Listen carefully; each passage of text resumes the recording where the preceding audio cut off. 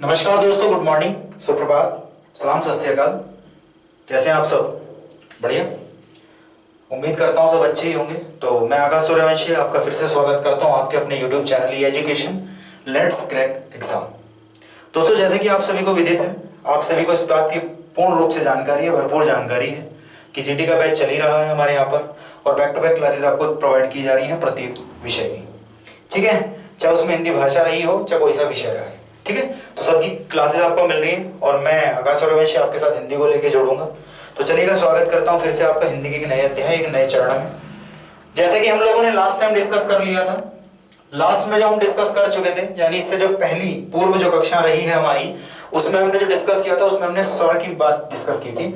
और स्वरों के विषय में हमने जो बात की थी वो बेसिकली ये थी कि 11 जो स्वरों की संख्या होती है वो 11, और जो 11 स्वर थे वो अ आ ई ओ री ए ऐ ओ औ। ठीक है ना, तो ये हमारे 11 स्वर थे। इनके पहचान, इनकी मात्राओं की यदि मैं विशेष रूप से बात करने लगूं तो पहचान के लिए मैंने आपको बताया था कि मात्राओं को पहचान भी कहा जा सकता है। और एकमात्र स्वर जिसकी कोई मात्रा नहीं होती वो अ था, और एकमात्र स्वर जो सभी वर्णों में सम्मिलित वो भी अ था। ये सब बातें मैं आपको पहली कक्षा में बता चुका। तो चलिएगा, इससे आगे आरंभ करते हैं कि चीजें कहां तक लेके जाएंगे। तो चलिए हेडिंग डालेंगे आप सबसे पहले। आज जो है स्वरों से रिलेटेड एक छोटा सा टॉपिक और है जिसका नाम है संयुक्त स्वर। संयुक्त स्वर।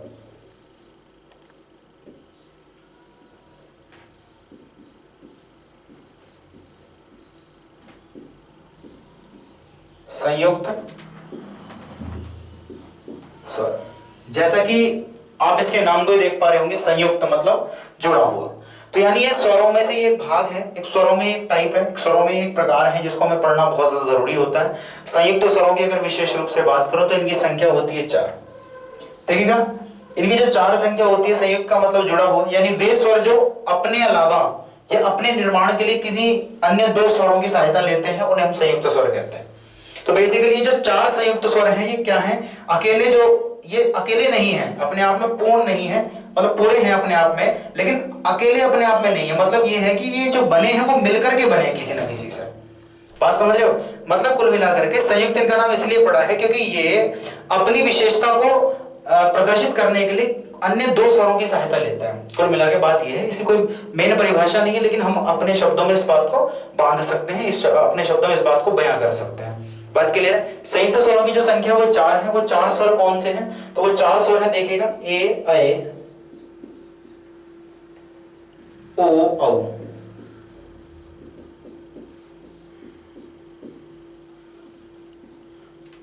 तो ये किस किस से मिलकर बनते हैं? जरा जल्दी से देख लेते हैं। जो ए है वो मिलके बनता है अ प्लस छोटी ई से। बात क्लियर है? अ प्लस छोटी ई से मिलके, और जो ऐ है वो मिलके बनता है अ प्लस ए से। बात क्लियर है? जो ओ है वो मिलके बनता है अ प्लस ऊ से। जो औ है वो मिलके बनता है ए प्लस ओ से।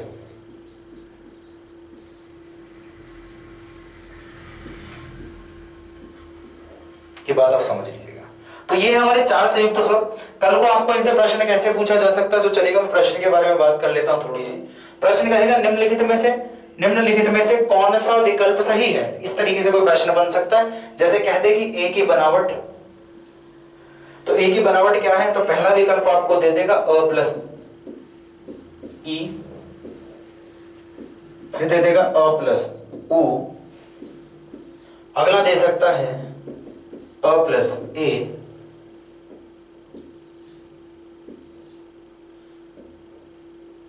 अ प्लस ए,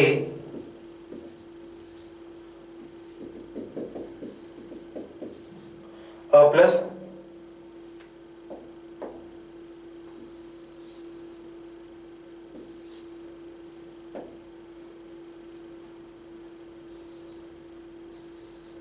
अ प्लस छोटी ई।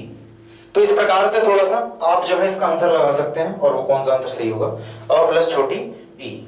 बात क्लियर थी? तो मैंने अभी आपको थोड़ी देर पहले क्या बताया था? ये 4 संयुक्त स्वर बताए थे, जिसमें कि मैंने आपको बताया था कि ए का निर्माण अ प्लस छोटी ई से, ओ का निर्माण अ प्लस ऊ से, और ऐ का निर्माण ए प्लस ए से, और औ का निर्माण ए प्लस ओ से होता है। ये 4 संयुक्त स्वर है। और इन पे प्रश्न कैसे बनेगा, तो मैंने आपको प्रश्न बता दिया, जैसे कह देगा एक किस किस से मिलकर बना, तो 4 विकल्प होंगे और एक उत्तर आपका सही होगा। तो मैं समझता हूं यहां तक की आपको जानकारी जो आपको मिली है वो उस बात से आप बिल्कुल सहमत हो चुके हैं और आपको लगता है कि आप इसमें कोई प्रश्न की छोड़ने की उम्मीद नहीं है। मेरी तरफ से तो आपके लिए कोई उम्मीद नहीं है कि आप कोई प्रश्न छोड़ें, ठीक है। और आपको भी अपने आप पे इतना भरोसा होना चाहिए कि आप नहीं छोड़ेंगे, कि कंटेंट आपको पूरा अच्छी तरह से प्रोवाइड किया जा रहा है। बात क्लियर है? तो चलिएगा आगे चलते हैं। अब आगे जो बारी आती है वो आती है अयोग भाग की। देखिए कि जब हम वर्णमाला पढ़ रहे थे तो सबसे पहले मैंने बताया था कि हम पढ़ेंगे स्वर, स्वरों की संख्या 11, उनको निपटाने के बाद या उनको पढ़ने के बाद हम पढ़ेंगे अयोग भाग। तो चलिएगा जो अगला चरण है वो है अयोग भाग का।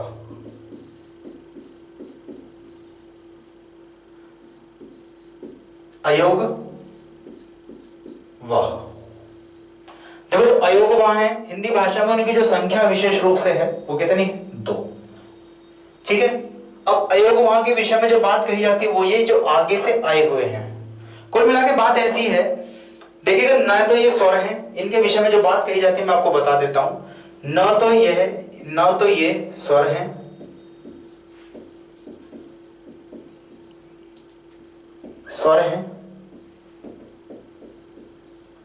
और न ही व्यंजन है। इसीलिए क्या है, देखो ना तो ये स्वर है और ना ही ये व्यंजन है, और इसीलिए हुआ क्या, इनको क्या करा गया वर्णमाला में स्वरों के तो बाद, देखो इससे पहले हमने स्वर पढ़े और उसके बाद अयोगवा आए, और अब अयोगवा के जो बाद हम पढ़ेंगे वो हम पढ़ेंगे व्यंजन। तो देखो इन्हें क्या करा गया, स्वरों के तो इनको बाद रखा गया और व्यंजनों से पहले। तो इसीलिए इनका स्थान जो है स्वरों के बाद है व्यंजनों से पहले, क्योंकि न तो ये स्वर हैं और न ये क्या है, ना ही ये व्यंजन है। तो इसीलिए क्या कर दिया गया, इन अयोगवाहों को क्या रखा गया, स्वरों के बाद और व्यंजनों से पहले रखा गया। और संख्या कितनी इनकी, 2। तो चलिएगा अब देख लेते हैं 2 अयोगवाह है कौन से। तो चलिएगा, तो जो 2 अयोगवाह हैं वो कौन से हैं,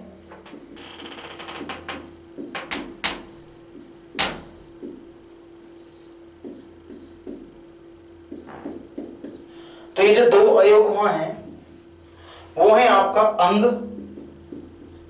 और अह। अंग और अह। अब देखिएगा कईयों को ये लगेगा कि ये तो अणा खाली है, क्योंकि हम बचपन में क्या पढ़ते थे, असना रासयाम छोटी सेमली बड़ी से छोटे से उल्लू बड़े से ऊंट रे से ऋषि, है ना। तो ऐसे किसी क्रम में आगे बढ़ते बढ़ते चले जाते थे, ए ऐ ओ औ तक, उसके बाद में अंग से अंगूर और अणे खाली, इसको हम अणे खाली पढ़ते थे। लेकिन आज मैं इसको कह रहा हूं कि अणे खाली नहीं, ये है अह। क्या है जी, इसका जो सही उच्चारण है वो है अह।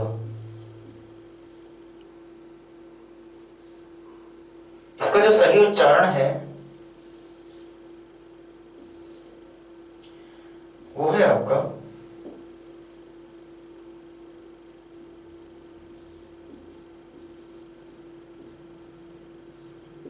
इस बात को आप, ये मैंने अपने पास से लिखा है, ऐसा कोई इसका नाम नहीं है, लेकिन इसका उच्चारण जो है उसको मैंने शब्दों में बयां करने की थोड़ा सा प्रयास करा है कि इसको हम अह कहते हैं। बात क्लियर है? चलिए अंग अह। अब एक छोटी सी टिप्पणी और आपको बता देता हूं, हल्की सी, इसके विषय में आपको मैं जानकारी दे देता हूं। देखो अणे खाली की जब विशेष रूप से बात करते हैं तो बचपन से हमने सबने 4 अणे खालियां पढ़ी हैं। वो कौन सी, एक तो मैंने अणे खाली इसको पढ़ा है, सभी ने पढ़ा है, और एक अणे खाली फिर मैंने इसको पढ़ा है, और एक अणे खाली फिर मैंने इसको पढ़ा है, और उसके बाद एक अणे खाली मैंने इसको पढ़ा है।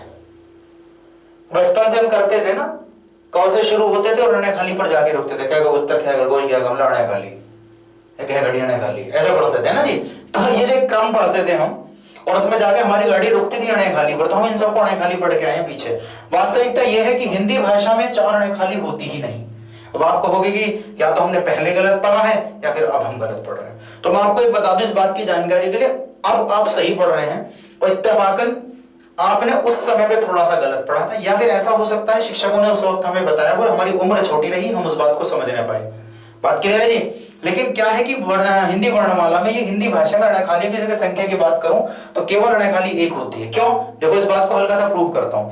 देखिएगा आप जब मान लीजिएगा इससे संबंधित मैं कोई चीज आपको लिख के दे दूं, मैंने लिखा ये क्या है, तो आप कहेंगे ये लिखा है जी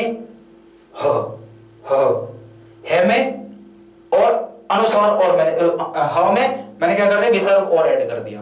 अगर मैं आपसे कहूं कि इसको आधा, मतलब इसको तोड़ के दिखाओ, तो आप क्या करोगे, आधा है प्लस अगर ये अण खाली है तो आपने इसको क्यों पढ़ा, आप इसको हणे पढ़ते, हणे, क्योंकि ये तो अणे है भाई। जब ये अणे है और है में मिल रहा है तो इसको आप हणे पढ़ो ना, हणे। आप इसको क्यों पढ़ रहे हो, आप इसको हणे पढ़ो, है ना। लेकिन हम क्या करते हैं, इसको पढ़ते हैं क्योंकि ये अणे खाली नहीं है, बस हमने पढ़ा इसको अणे खाली है, लेकिन इसका असली उच्चारण या इसका वास्तव में जो उच्चारण है वो होता है। ठीक उसी प्रकार से इसको हम कहते हैं अंग।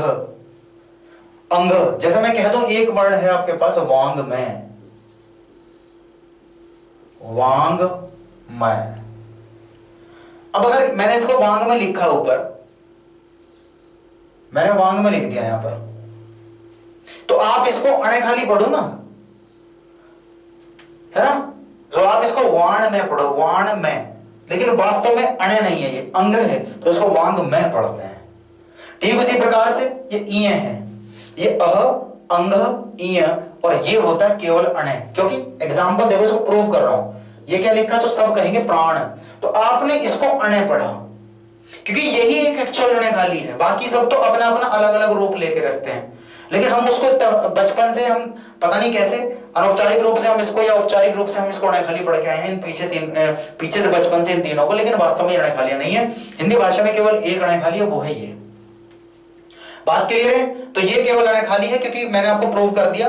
देखो इसको पढ़ा तो पढ़ा, इसको वांग में पढ़ा, इसको प्राण पढ़ा, तो केवल अणे की जो प्रोनाउंसिएशन है वो यहाँ पर, उच्चारण जो है ना अणे का वो यहाँ पर निकल रहा है, बाकी सब में अणे का उच्चारण नहीं है। तो इसलिए जहां अणे का उच्चारण है केवल वही अणे खाली है। इस बात को आप ऐसे समझ लो। बात क्लियर है जी, चलेगा। तो इसको क्या कहते हैं, हम इसको कहते हैं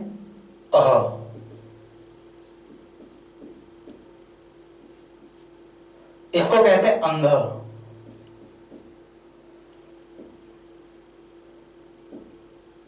इसको हम कहते हैं अंग।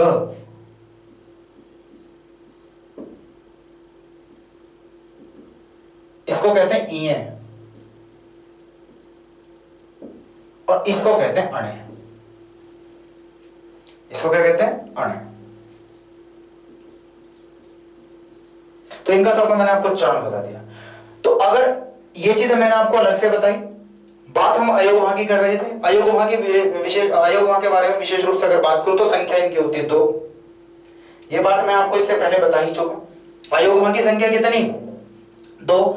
इन्हें क्या कहा गया है, ना तो ये व्यंजन होते और ना तो ये स्वर होते और ना ही ये व्यंजन, इसीलिए इन्हें स्वरों के बाद और व्यंजनों से पहले रखा गया भाषा में। बात क्लियर है। उसके बाद अगर मैं बात करने लगूं तो अयोगमा के विषय में, तो अयोगमा होते कौन कौन से, एक तो अंग से अंगूर, और एक अह। अब ये अह जो है हमने बचपन से अणे खाली पढ़ा था, लेकिन ये अणे खाली नहीं होता, ये अह होता है। इस बात को मैंने यहाँ पर प्रूव करा कि हिंदी भाषा में केवल कितनी अणे खाली होती है, एक अणे खाली, बाकी अणे खालियां नहीं है। ये अह है, ये अंग, ये ई है, और ये अणे। तो मैं समझता हूं इतनी बात आपको क्लियर होगी। इससे पहले हमने स्वरों पढ़े थे, स्वरों की संख्या 11 थी। अयुग्मा पढ़े, इनकी संख्या 2 है। इसके साथ साथ मैंने एक टॉपिक और आपको बता दें कि अणे खालियों की संख्या कितनी होती है हिंदी भाषा में। बात क्लियर है। तो चलिएगा, आज का सेशन यहीं तक रखते हैं। ये चीजें मैंने आपको अलग से जानकारी दी है, अयोगमा के विषय में बताया, और ये कहाँ अपना स्थान रखते हैं मैंने आपके साथ वो भी डिस्कस कर लिया। चलिए, इसके तुरंत बाद मैं बहुत ही जल्दी आपसे एक अगली वीडियो में मिलूंगा, आपसे अगली क्लास में मिलूंगा, जिससे आगे की कहानी जिसमें पढ़ेंगे। ठीक है, तब तक के लिए नमस्कार, बाय बाय, खुदाफिज, शब्बा खैर, मस्त रहो, स्वस्थ रहो, ख्याल रखो, खुश रहो। ठीक है, गुड लक टू ऑल, और अपना अपना ख्याल रखें, और बाकी हमारे चैनल को प्लीज स्प्रेड करें, फैलाएं, ज्यादा से ज्यादा लोगों तक इस बात को पहुंचा दें, और सब्सक्राइब करें, लाइक करें, शेयर करें। Thank you, see you in the next class.